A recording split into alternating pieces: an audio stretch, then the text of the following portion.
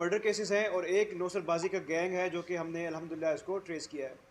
मैं सबसे पहले जो है वो नौसरबाजी के गैंग से शुरू करूँगा, जिसमें मार्च के महीने में एक मुकदमा शेयर हुआ और ये आजकल एक नए किस्म का एक फ़्रॉड है, नौसरबाजी है जो कि शुरू हुई है, जिसमें आपको कॉल आती है पुलिस वाला बन के कि जी मैं उस थाने से बोल रहा हूँ, आपका जो भतीजा भांजा बेटा जो है वो इस मुकदमे में यहाँ पे पकड़ा हुआ है।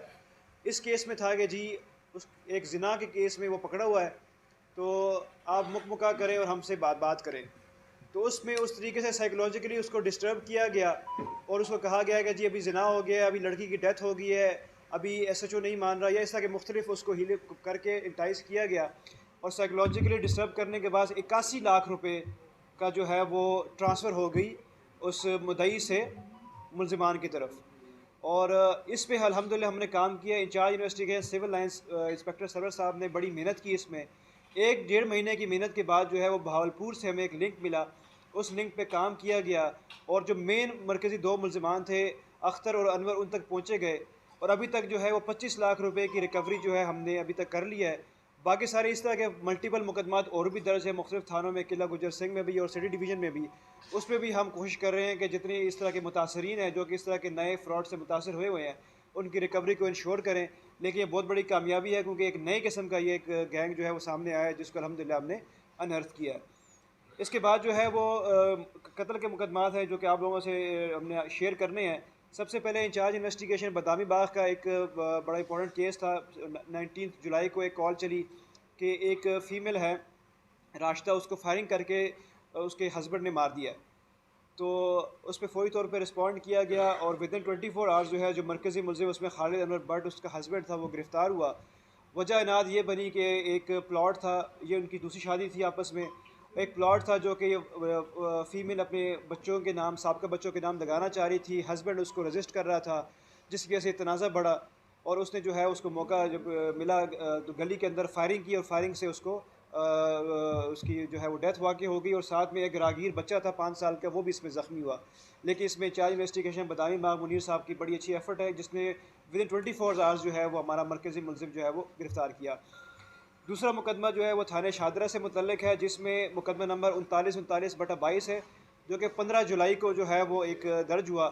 इसमें भी हस्बैंड ने अपनी वाइफ को मारा, लेकिन इसमें काफ़ी दर्दनाक एक क्राइम सीन था कि हस्बैंड लियाकत ने अपनी बीवी फौजिया को मारने के बाद उसको दफना दिया और उसके बाद जब उसने भागने की कोशिश की, हमारे पास इंफॉर्मेशन आई, चूँकि इसकी 15 कॉल नहीं थी, ये लोकल इंफॉर्मेशन हमें आई, तो हमारे इंचार्ज इन्वेस्टिगेशन जो शादरा हैं इंस्पेक्टर कयूम, उन्होंने फ़ौरी तौर पर रिस्पॉन्ड किया और विदिन 2 आवर्स जो है वो उन्होंने इस मरकज़ी मुलज़िम जो उसमें लियाकत था उसको गिरफ़्तार किया और उसके ऊपर जो है वो उसके बाद जो एविडेंसेस थे उसमें कब्र से जो है वो लाश का बरामद होना, उसके बाद बाकी सारे एविडेंसेस को कलेक्ट करना वो किए, जिसने अपने जो है वो इकबाल जुर्म भी किया। और ये काफ़ी एक अफसोसनाक वाक़या था जिसमें जो है वो करैक्टर के ऊपर डाउट था एक हस्बैंड को अपनी वाइफ के ऊपर, और उसने जो है उसको मारने के बाद उसको दफना दिया। लेकिन अल्हम्दुलिल्लाह जो है इसमें भी हमारी जो है वो काफ़ी अच्छी कारकर्दगी रही कि विदिन 24 आवर्स जो है वो मुलज़िम को हमने गिरफ़्तार कर लिया।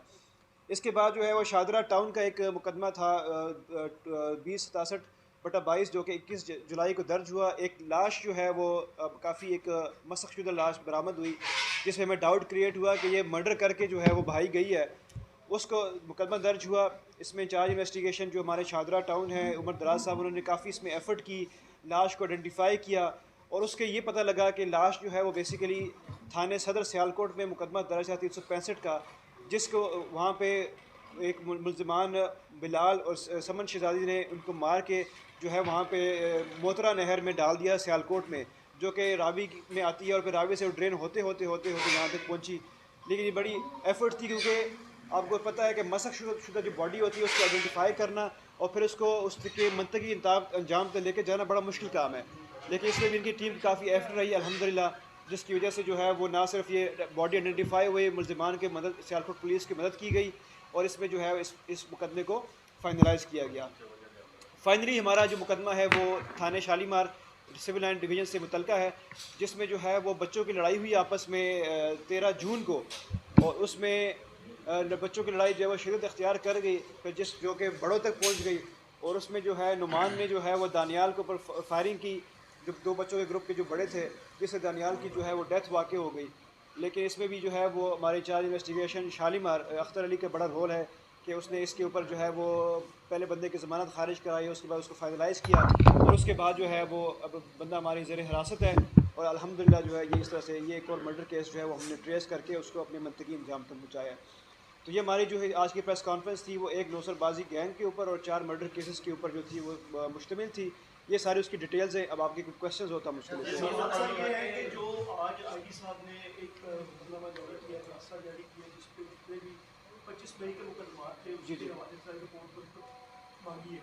उसमें जो CBTA में जो FIR दर्ज हुई थी उसके हवाले से आपका क्या कहना है कि अगर जैसे अभी फरीदाबाद में जो FIR हुई थी उसके बारे में सरकार की अभी तो देखें जी हमारा काम है तफ्तीश को मेरिट पे करना। अब वो सिर्फ इन्फॉर्मेशन जारी बात है कि वो हमारे आईजी साहब वो लेते हैं मुख्तलिफ केसेस की।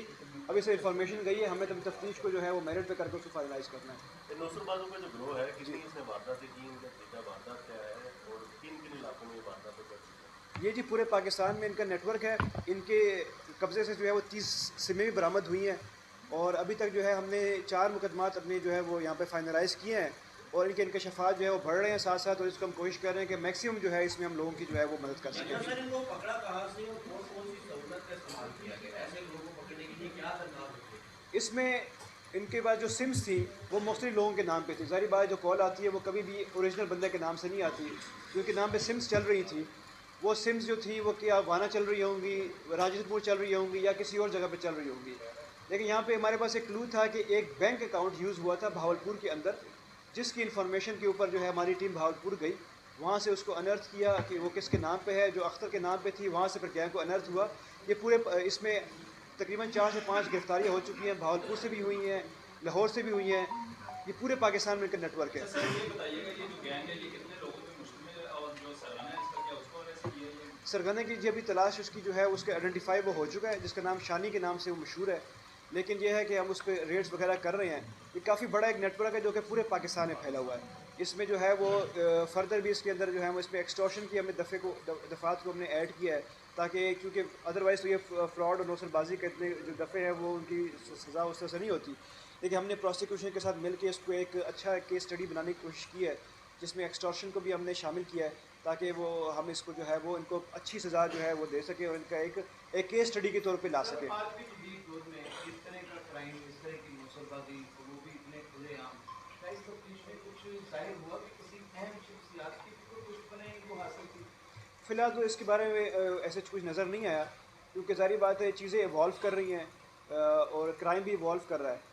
नए नए क्राइम की चीज़ें जो है वो सामने आ रही हैं, लेकिन हम इसके ऊपर अभी फ़र्दर इन्वेस्टिगेट कर रहे हैं, क्योंकि हमारे पास बंदे हमारे पास रिमांड पे हैं। हम इसमें से फ़र्दर भी इसको निकाल रहे हैं। हमारी कोशिश यही है कि इसके मैक्सिमम जो मेंबरान हैं उस तक हम पहुँच सकें और हम जो है वो उनको अनर्थ करके उनकी जो है गिरफ्तारी अमल में ला सकें। मेरे अगर मेरी अपनी पर्सनल राय देंगे तो कम से कम जो है ये 10-15 बंदे तो कम से कम इसमें होंगे, क्योंकि सारी बात है पूरे पाकिस्तान से कॉल्स आनी हैं। उन्होंने बंदों को 5 बंदे मैंने ट्रेस करने हैं, क्योंकि ये पूरा एक नेटवर्क है जो कि पहले लोगों की स्टडी भी करता है कि लोगों का वीक पॉइंट क्या है, साइकोलॉजिकल पॉइंट क्या है, जिसको हम अगर ब्रेक करें तो उसके थ्रू जो है वो पैसे हमें ट्रांसफ़र हो सकते हैं। बदामी बाग के इलाका में फैक्ट्री बास संसद अशरफ राई को कत्ल किया गया था, उस हवाले से तफ्तीश कहाँ तक? उसमें जी हमारी 2 से 3 टीमें जो हैं उस पर काम कर रही हैं। DSP बदारी बाग और मंदिर साहब उसको देख रहे हैं। इवन हमारे DIG इन्वेस्टिगेशन भी उसको पर्सनल लेवल पर DIG SSP साहब देख रहे हैं। तकरीबन हमें 2 से 3 जो है वो उसके क्लूज़ मिले हैं, जिसमें हम अभी मैं उस पर कमेंट नहीं कर रहा हूँ। ज़ाहिर बात है वो प्रोसिक्यूशन और बाकी सारी तफ्तीश पे इफेक्ट करेगा, लेकिन हम बड़े जल्दी हैं उस पर इंशाल्लाह ताला बहुत होपफुल है कि विद इन फ्यू डेज़ हम आपको उसकी खुशखबरी सुनाएंगे इंशाल्लाह। वक्त के साथ साथ जुराइम भी है बड़ी तेजी से आगे बढ़ते जा रहे हैं, जो कि पुलिस से अपना काम पूरा कर रही है, मुसलमान की गिरफ्तार भी करती है। उस जुराइम में देखने में आ रहा है बहुत सी जदीदियत आगे आ रही है। तो आप ये समझते हैं कि आपके जो ऑफिसर्स हैं उनको मुस्तकिल में मज़ीद ट्रेनिंग की ज़रूरत होगी? ट्रेनिंग की ज़रूरत डेफिनेटली होगी, लेकिन मैं एक बात और रिकॉर्ड कर दूं कि चाहे मुझे कितना ही मर्जी तेज़ क्यों ना हो, मेरे साथ जो मेरी टीम बैठी हुई है उस पर हमें पूरा एतमाद है। वो पाकिस्तान के हर कोने से उस बंदे को ढूंढ के निकालेंगे इंशाल्लाह। एक शाहबाग में फैसल भट्ट नामी नौजवान लेकिन बहुत शूटर्स ने कत्ल किया, उसमें कोई अपडेट है? उसमें थोड़ी सी क्लूज़ है, वो मैं आपसे बताऊँगा उसमें इंशाल्लाह ताला। उसके बहुत नज़दीक है हम इंशाल्लाह ताला। आखिर में ज़रा ये बता दें कि जिस तरह से ये नौसरबाज गैंग सरगर्म है और समझते हैं कि बड़ा अच्छा काम किया पुलिस ने, गिरफ्तार किया है, खासकर इसमें जो है वो खवातीन बड़ी जल्दी ट्रैक हो जाती हैं, क्योंकि जब उनके मोबाइल पर साइकोलॉजिकली इफेक्ट हो जाती है ना। इफेक्ट हो जाता है। जरा उन खवातीन और मर्दों के लिए एक मैसेज दे दें पब्लिक की कि इस तरह की अगर कोई कॉल आए तो किस तरह से उसको मैनेज करें। यही केस स्टडी के तौर पर बताऊंगा। जब ऐसी कोई कॉल आए तो आप उसको कम से कम अपने आप कंपोज रखें। सबसे पहले जिस बंदे के बारे में कहा गया है उसको आप चेक ज़रूर करें वो किधर है। इस केस में भी 81 लाख रुपए ट्रांसफ़र हो गए, लेकिन जब उसे चेक किया तो उसका जो भतीजा था वो घर पे मौजूद था। तो सबसे पहले जो है अपने असाब पे कंट्रोल रखें। ऐसी कॉल आती है कि तो उसको आप कंट्रोल करते हुए उसको रिस्पॉन्ड करें, चेक करें। और सेकेंडली पुलिस पे एतमाद करें, क्योंकि पुलिस जो है वो इसमें आपके हमेशा आपको पता है कि आजकल इतनी एडवांसमेंट आ चुकी है कि ऐसी कोई कॉल है तो 15 पे कॉल करके आप चेक कर सकते हैं, आप 1787 पे कॉल करके चेक कर सकते हैं। वैसे भी हर थाने के बाहर जो है वो अपने एसपी साहबान, डीआईजी साहबान के नंबर मौजूद हैं। आप कॉल करेंगे आपको फौरी रिस्पॉन्ड आएगा। तो ट्रस्ट करते हुए अपने आप को कंपोज रखते हुए जो है इस तरह के कॉल्स पर रिस्पॉन्ड किया करें। सर साहब एक बड़ा अहम सवाल है कि एक बंदे का 81 लाख रुपए अकाउंट में बिला वजह ट्रांसफर अकाउंटों में, मुख्तलिफ अकाउंट्स में मुख्तलिफ अकाउंट में ट्रांसफर हो जाता है। क्या बैंकिंग सेटअप या फिर सीबीआर या मुख्तलिफ टैक्सेशन के डिपार्टमेंट और अकाउंटेबल डिपार्टमेंट क्या पुलिस के साथ किसी तरीके से राब्ते में नहीं रहते कि ये मामला अचानक हुआ है, ये पैसा कहाँ से आया है, ये अमल आपने नहीं देखा जाता? देखें, चूँकि एवोल्यूशन है, ये केस स्टडी है, ये आपका बड़ा अच्छा पॉइंट आपने रेज़ किया। इसी हमें इसके अलावा भी हम इस पे काम कर रहे हैं कि हमारी सजेशंस भी जाएंगी कि जो इस तरह के मुकदमात दर्ज हो रहे हैं उनकी जो सज़ा है या उनका जो प्रोसिक्यूशन है या उनकी जो एविडेंसेस हैं या उसकी जो तफ्तीश है, उनका जो फाइनलाइजेशन जब सज़ा मिलती है तो उसकी सज़ा में भी इजाफा किया जाए ताकि इस क्राइम को जो है वो कंट्रोल किया जा सके। बहुत बहुत शुक्रिया। Thank you.